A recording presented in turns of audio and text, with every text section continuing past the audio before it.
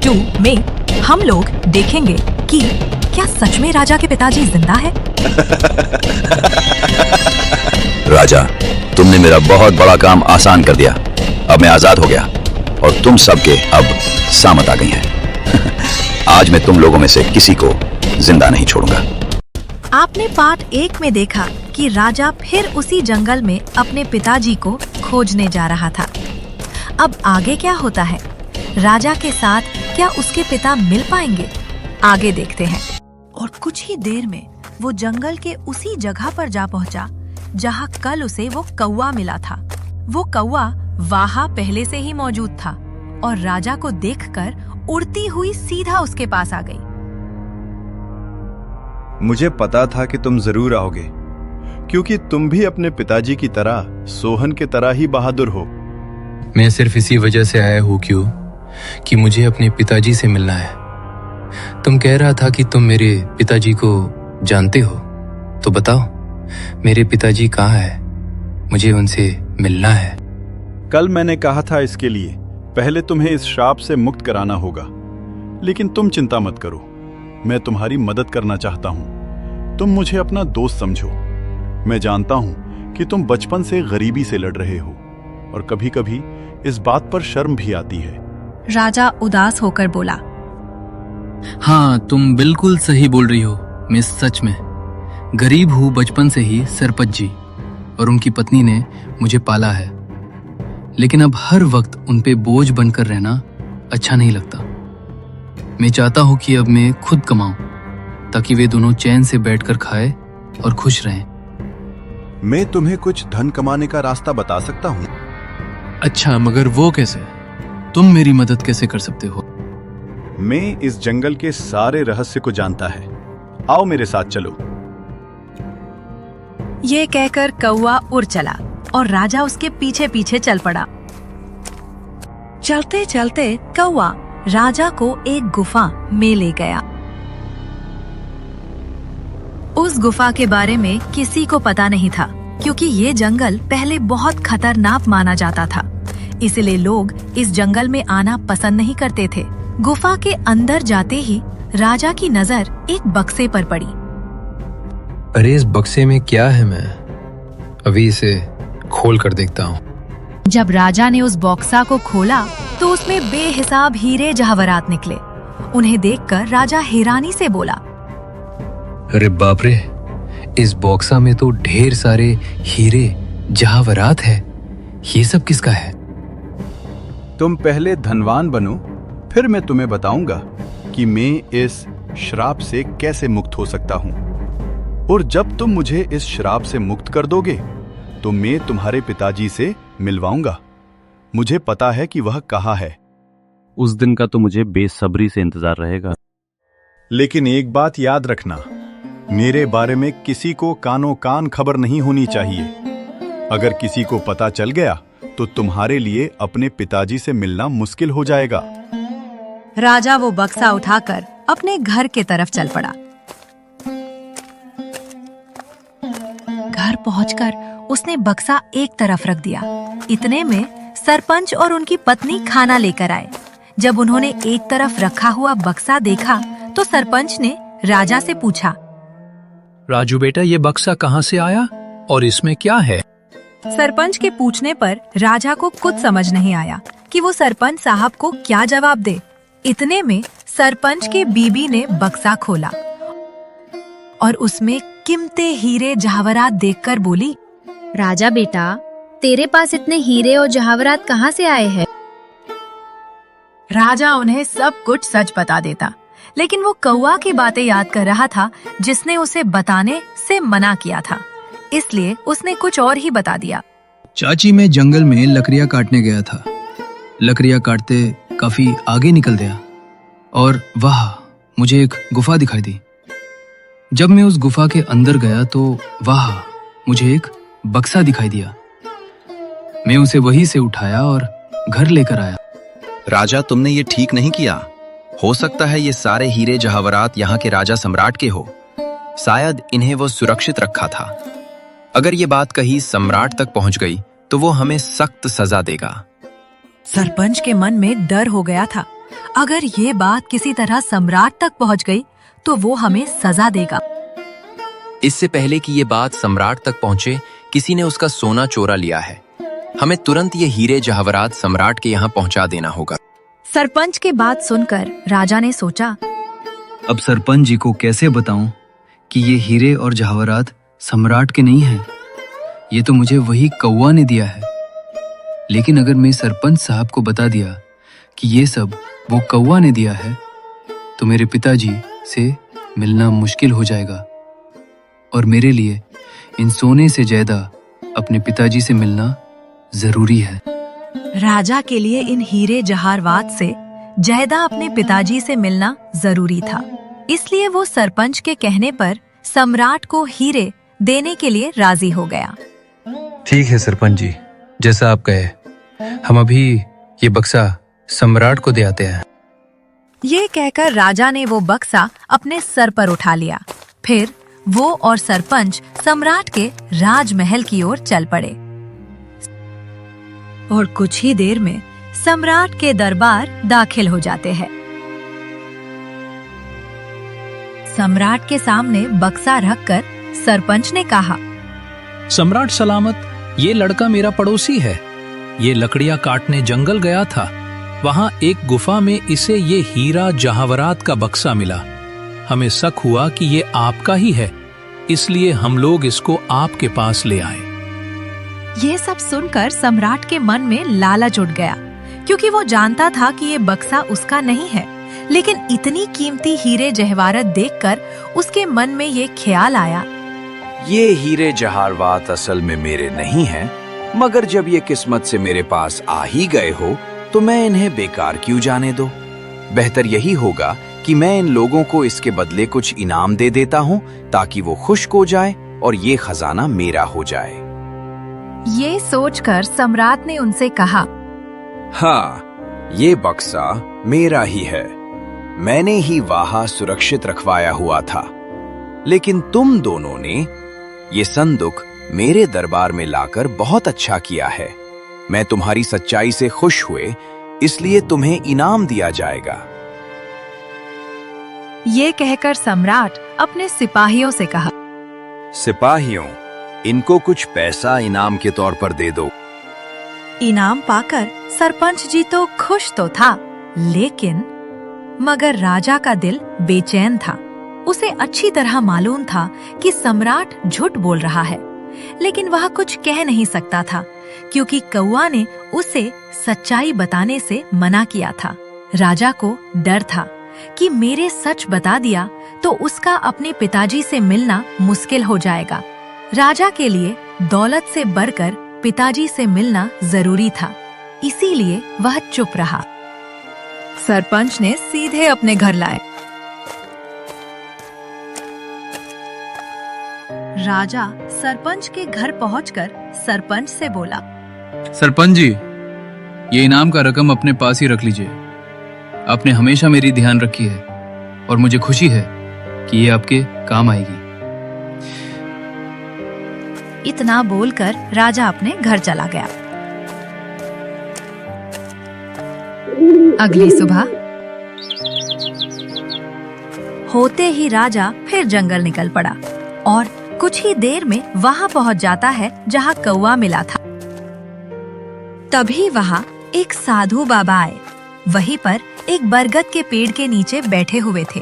उसने राजा से पूछा, अरे बेटा, तुम कौन हो और इस जंगल में क्या कर रहे हो?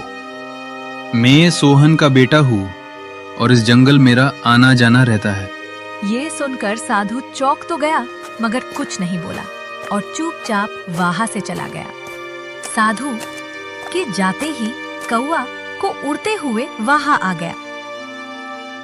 वो साधु तुमसे क्या बोल रहा था? कुछ नहीं, बस पूछ रहा था तुम कौन हो और यहाँ क्या कर रहे हो। मैंने बताया कि मैं सोहन का बेटा हूँ और यहाँ आता जाता रहता हूँ। ये साधु असल में धोखेबाज है। उसने सिर्फ साधु का भेष रखा है, लेकिन अंदर दे वो एक शैतान है। मुझे उस साधु से कोई मतलब नहीं है। मुझे सिर्फ तुमसे और मेरे पिताजी से मिलना है, बस। तुम बताओ, मैं तुम्हें इस श्राप से कैसे मुक्त कर सकते हैं? वो राजा को एक गुफा के अंदर लेकर आई, जहाँ एक शीशे का बोतल रखा था जिसमें जल था। कल पूर्णिमा की रात है। तुम्हें आधी रात को इसी जगह आकर आंखें बंद करके उस बोतल को तोड़ना होगा। बोतल टूटते ही मैं श्राप से आजाद हो जाऊंगा और फिर तुम्हें ये राज बताऊंगा कि तुम्हारे पिता कहाँ है। क्या मैं इस बोतल को अभी तोड़ दूं? नहीं, कल पूर्णिमा की रात है। तुम इसे सिर्फ कल ही तोड़ सकते हो। इतना कहकर वो कौवा वहां से उड़ गया और राजा भी अपने घर की तरफ चल पड़ा। और दूसरी तरफ वो साधु छुपकर उन दोनों की बातें सुन रहा था। वो भी राजा के पीछे चल पड़ा। जब राजा अपने घर के निकट पहुंचा तो उसने साधु को अपने पीछे आते देखा और वहीं रुक गया। साधु करीब आकर राजा से बोला, मैंने अपने आंखों से देखा है कि तुम कौवा से बात कर रहे थे। देखो, तुम इस कौवा को नहीं जानते। वो कोई साधारण कौवा नहीं है। मैं सब जानता हूँ, लेकिन वो कौवा मेरे पिताजी को जानती हो और मैं किसी भी कीमत में अपने पिताजी से मिलना चाहता हूँ। तुम्हारे पिताजी अब इस दुनिया में नहीं रहे। वो कौवा तुम्हें फंसाकर श्राप से मुक्ति पाना चाहता है। ये सुनकर राजा गुस्सा हो जाता है। अरे साधु महाराज, मैं साधुआ का सम्मान करता हूँ, मगर तुम्हारे जैसे पाखंडियों का नहीं। याद रखो, इसके आगे मैं एक भी बात बर्दाश्त नहीं करूंगा। बेहतर है चुपचाप यहाँ से निकल जाओ। राजा ये कहकर वहां से चला गया। और दूसरी तरफ जब सरपंच और उसकी पत्नी घर से निकले तो उनकी नजर साधु पर पड़ी।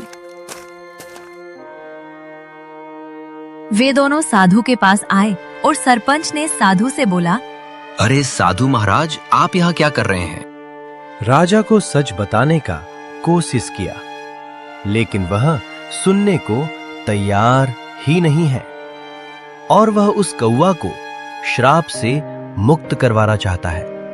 वो कौवा अगर श्राप से मुक्त हो गई तो गांव में तबाही आ जाएगी। गांव का एक भी इंसान जीवित नहीं रहेगा।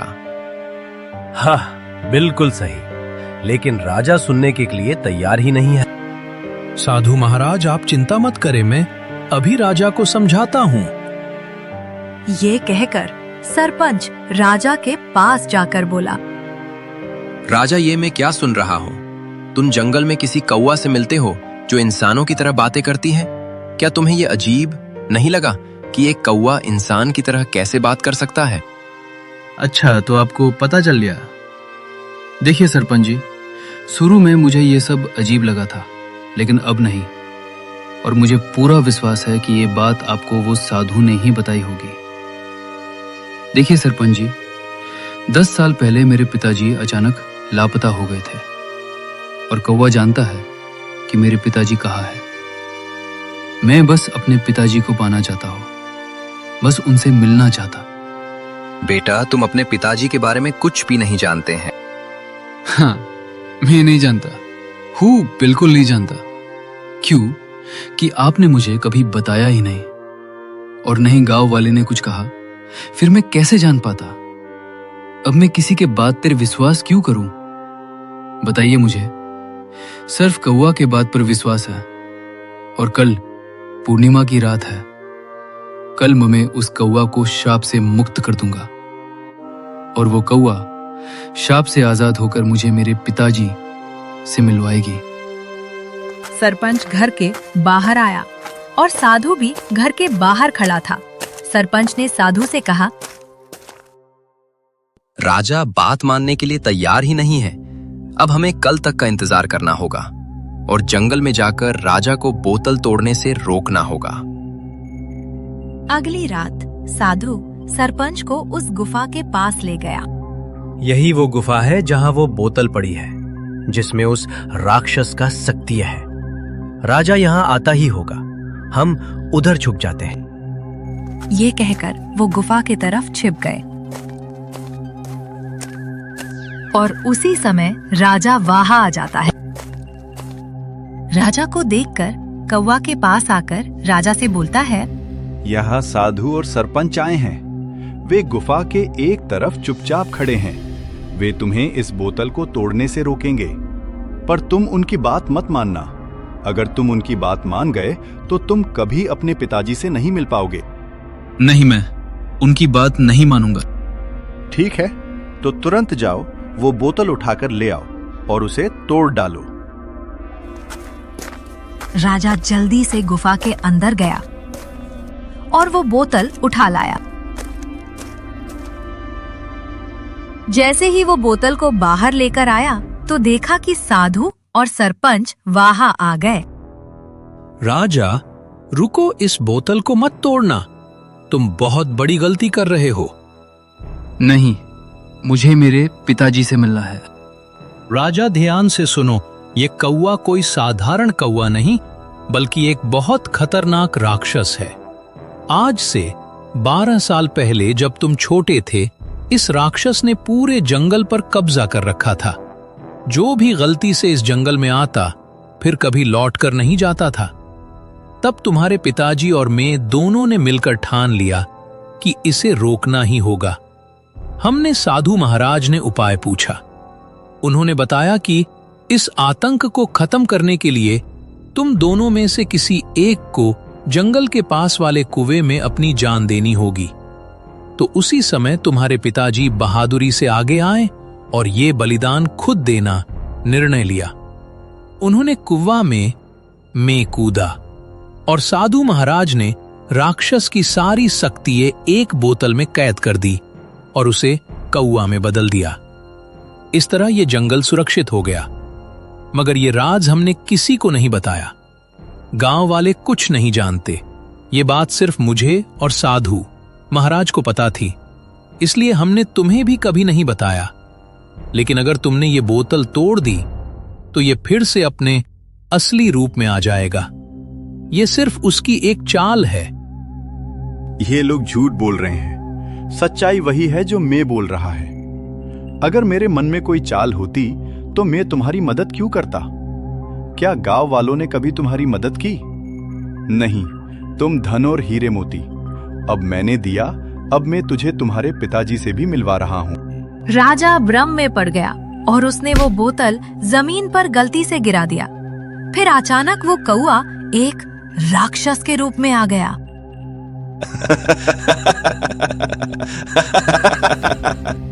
राजा, तुमने मेरा बहुत बड़ा काम आसान कर दिया। अब मैं आजाद हो गया और तुम सबके अब सामत आ गई हैं। आज मैं तुम लोगों में से किसी को जिंदा नहीं छोड़ूंगा। राजा, तुमने बहुत बड़ी गलती कर दी है। अब ये राक्षस हमें किसी भी हाल में जिंदा नहीं छोड़ेगा। मुझे माफ कर दीजिए सरपंच जी। मैं उसके बहकावे में आ गया था क्या? अब इसका कोई हल नहीं बचा। इसका सिर्फ एक ही हल है। हमें तुरंत उस कुएं के पास जाना होगा। ये कहकर तीनों कुएं के पास गए। उनके पीछे राक्षस भी आ गया। फिर साधु ने बोला, अगर तुम लोग इस राक्षस से छुटकारा पाना चाहते हो तो तुम दोनों में से किसी एक को इस कुएं में कूदकर अपनी जान देनी होगी। साधु की बात सुनकर राजा ने बोला, ये मुसीबत मैंने खुद मोड़ ली है, इसलिए इससे मुक्ति भी मैं ही दिलवाऊंगा। इतना कहकर राजा ने कुएं में कूद गया और अपनी जान कुर्बान कर दी। और साधु ने फिर से राक्षस को कौवा के रूप में बदल दिया। मगर इस बार उसके पास इंसान के तरह बोलने की शक्ति भी नहीं रही। सरपंच को राजा के जाने का बहुत दुख था, मगर वो क्या कर सकता था। कहानी आपको कैसा लगी? कमेंट में जरूर बताएं। पार्ट 1 का लिंक नीचे डिस्क्रिप्शन में है।